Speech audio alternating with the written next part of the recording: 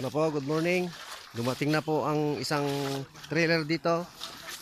Ang driver ay yung si ex Kagawad Angelo Rizal. So ata na po.